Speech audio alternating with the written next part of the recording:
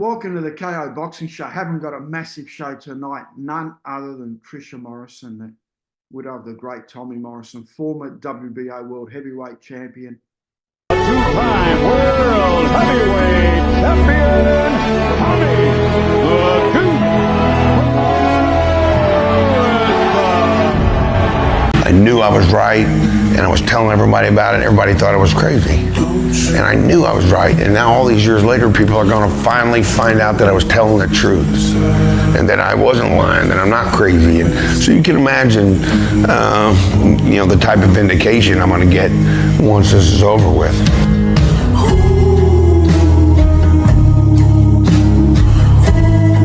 I'm going to do it in 2 or less.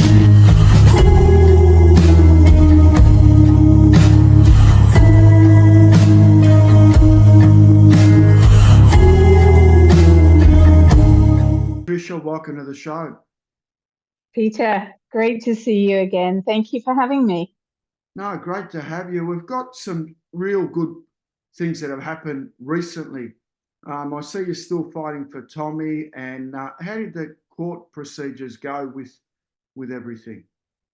Yeah. It's been a while, I think, since we've spoken, and I'm kind of doing a lot of update interviews right now because there's a lot of things happening. And yes, I'm still fighting for Tommy, but I'm not alone that are fighting for Tommy. Even though he's not here today, they feel the need to fight for him, and they watched his fights. They're getting to know a little bit about what happened. And so we're definitely fighting. What happened in the court case, some people who'd be watching this podcast probably don't know the whole story because a lot of media didn't get to it.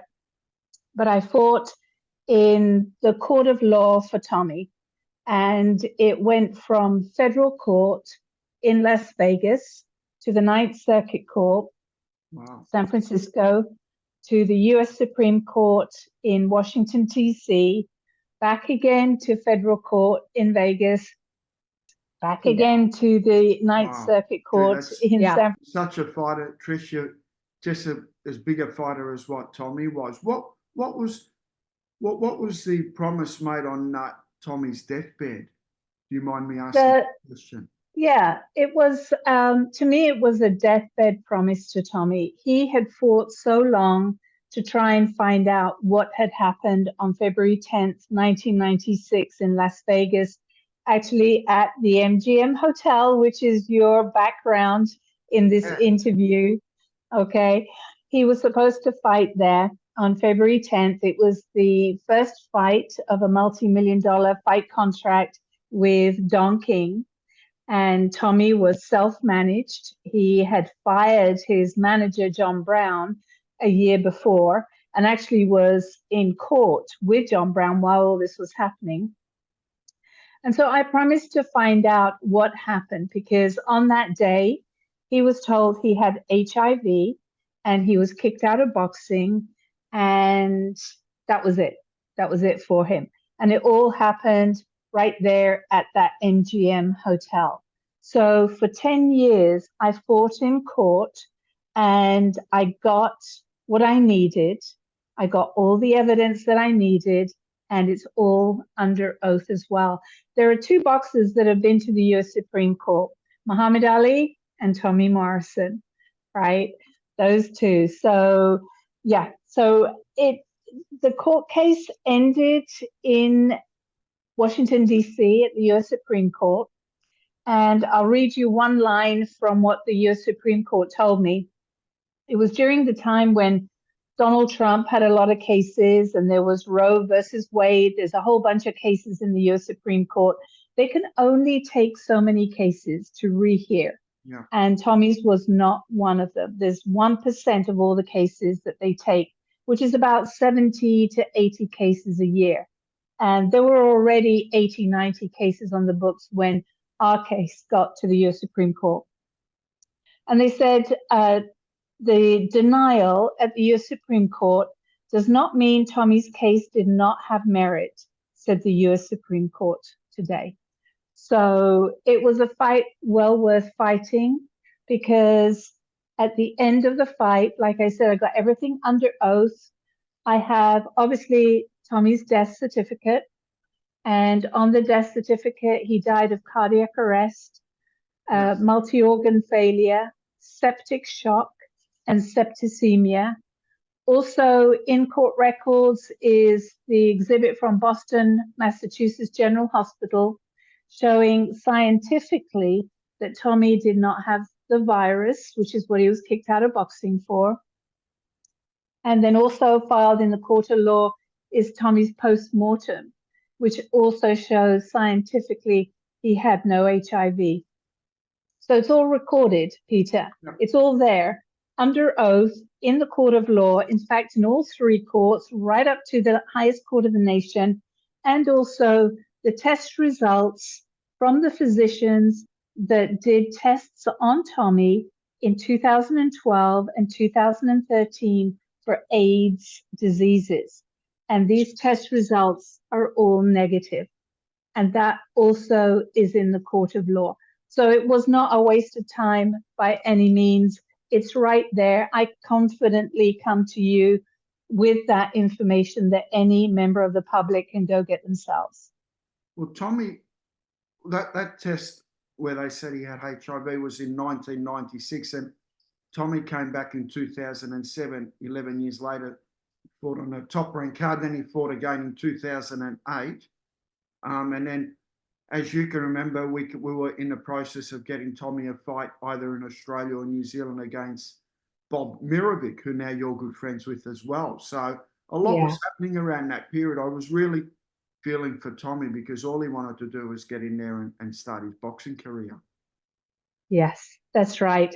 Yes, and strangely enough, also in the court records is evidence that in 2006, July 11th, 2006, it's called Exhibit TM, which stands for Tommy Morrison, 0015, and it was actually filed by the Nevada State Athletic Commission there in Vegas, and it was lifting Tommy's suspension from 1996.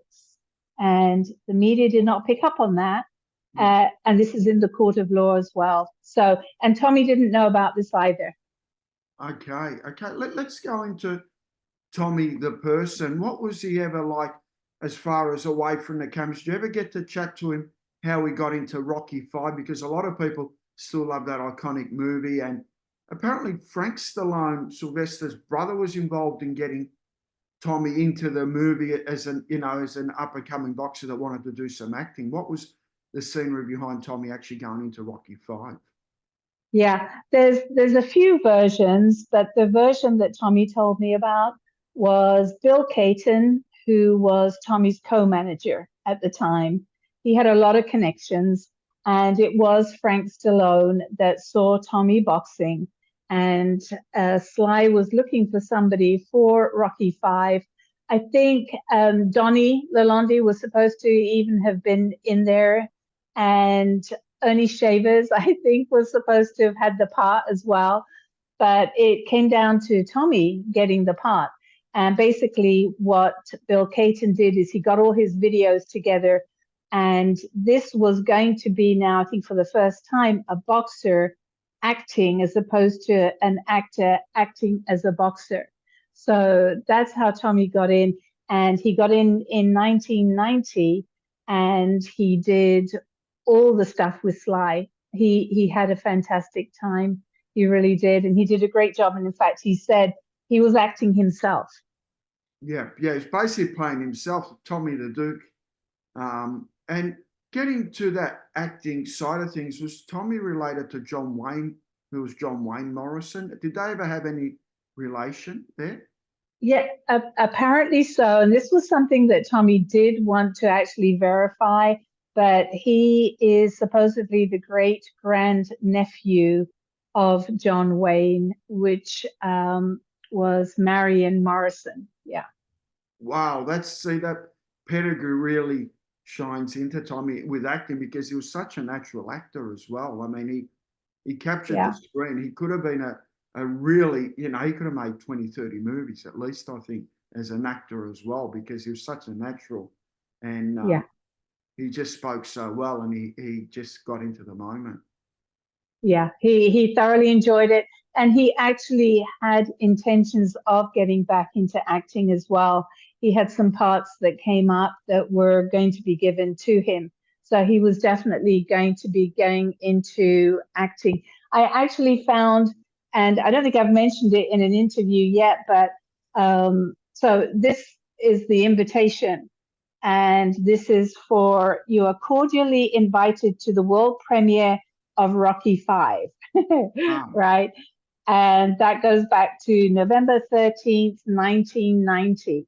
Wow. So when it comes to doing Tommy's documentary, there will also be a premiere, and there will also be invitations like this. So that night there was a pre-party where you could meet Tommy Morrison at Fish Dance and have a free buffet and champagne fountain. Then there was a screening at 8 p.m. and then there was the post party immediately following the screening. And one of the things that they did at the bottom of the invitation was it says a benefit for Kansas City Golden Gloves, donation $25, tax deductible. Wow. And yeah, and so after the premiere, Tommy actually donated money to the Golden Gloves in Kansas City. I think it was about $15,000. That, you know, at that time that was a lot of money, right? And then I also found just the other day, okay, you're going to laugh at this, right? It's a dictionary, okay, and obviously it's been well worn. But I caught Tommy looking at this Webster's New World Dictionary once, and I asked him, I said, what are you doing? And he said, well, I caught Sly looking at a dictionary when I was filming Rocky V. And I said, why? What was Sly doing? And he said that Sly told him that he would learn a new word every day.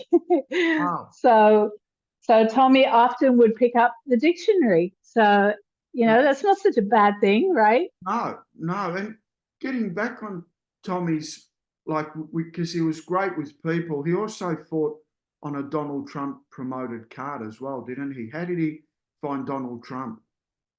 Yeah. He actually got on really well with Donald Trump. I know that we're in the middle of elections here, as you know, right, Peter? So you've got the Trump supporters, you've got, you know, other supporters, but he got on really well with Donald Trump. Trump was actually a huge fan of Tommy's. And the very first time that Tommy met Trump, he had gone to watch a fight, and Trump saw him, and he got some people to move from their seat, and he had Tommy right by ringside. And it was the first time Tommy was on television. He wasn't fighting, but he was just on television, right, as the cameras went round. So, you know, at that time, obviously Trump wasn't into politics, but yeah. So, but he got on really well with Trump. Yeah, that's amazing. Let's go into the documentary now. What side of Tommy are we going to see? What type of what will the genre be of the whole documentary? All right, so everybody's had their turn on telling Tommy's life story, right? You watch YouTube, you watch other documentaries, and they're telling Tommy's story. But this is a story that Tommy has to tell himself.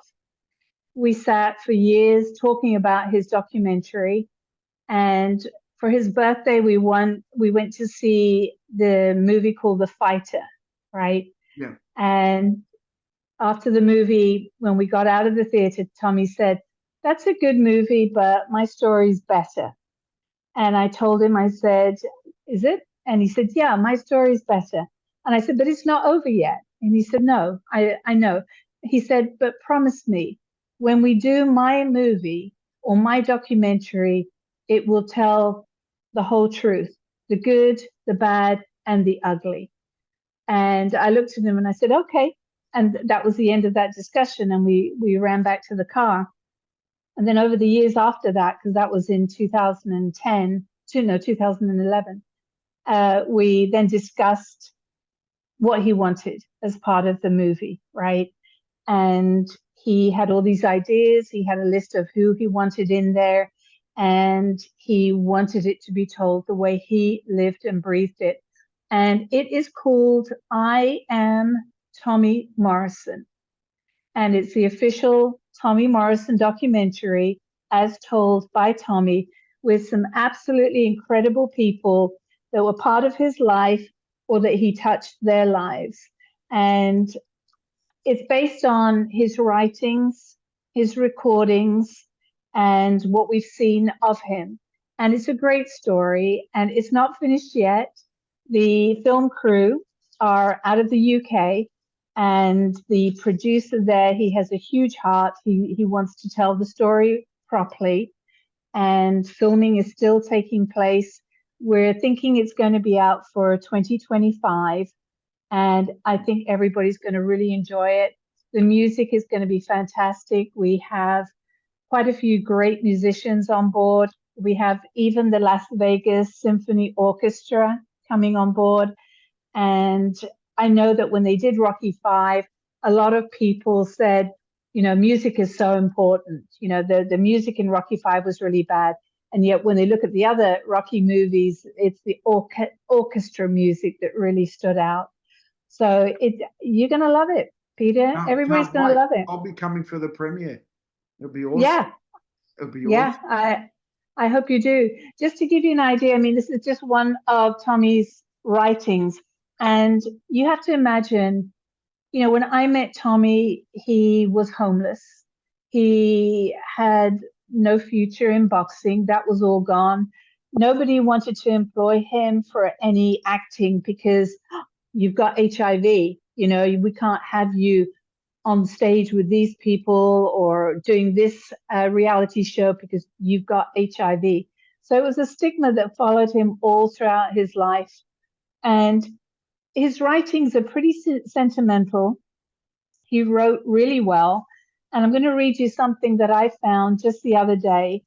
And it's a story of something that he went through in jail, actually. And he starts off with, "It's amazing all the little things that you miss, like a nice meal and a soft bed," right? Because he did spend some time in jail. And he goes, "I'm going to write a book about my life when I get home. That's going to be an interesting project. It'll give me an opportunity to tell everyone the truth about what really happened to me. I believe because I never really opened up to anyone personally, people have misread me." So we can't wait for this documentary. Recently, there's been comparisons, which is, I mean, it's ludicrous, but Jake Paul and Tommy Morrison, it's absolutely laughable. I have seen Jake Paul fight. I know he came from a YouTube background. He's developed a great physique. He's definitely got a good motor. He's a decent fighter, but Tommy Morrison, people that can't remember that era, Tommy Morrison was a killer. I mean, he hit you with that left hook, you go down. I mean, for example, Razor Ruddock went 12 rounds with Tyson. Then the fight was controversially stopped the first time in 7 rounds. Tommy took him out in 6 rounds. I mean, Tommy was that Mike Tyson type of explosive punching power at their peak of their powers, where Jake Paul's just a good, decent fighter that's really trying his best, and hats off to him because it's such a difficult sport. But you just can't compare. It's a Ford car up against a Ferrari. It just won't happen if they ever tried to compare. But that's just for the younger people out there that are trying to compare levels. It's a different level with Tommy Morrison. It's a completely different piece. Yeah, that's right. And actually, I think you're going to enjoy the documentary, I Am Tommy Morrison, because it delves into that. We've got people that really know the boxing world, right? The sweet science of how it was in the 90s. And people that are going to be watching it today that are part of the Jake Paul era are going to go, wow, yeah, so that's how they used to box in those days, right? Yeah. They're going to hear expertise, the real expertise on boxing, not what people are saying behind a keyboard on Instagram. Every day I constantly have a little bit of a banter with some of these people on keyboard where they just don't get what it was like in the 90s, boxing in the 90s. Yeah. So I saw it. It's called Exclusive Tommy Morrison's Widow Rips Jake Paul Comparisons, right? So when it came out in the media, the people were comparing Jake Paul to Tommy Morrison. It was like, no, this isn't right. There's no comparison whatsoever. Yeah.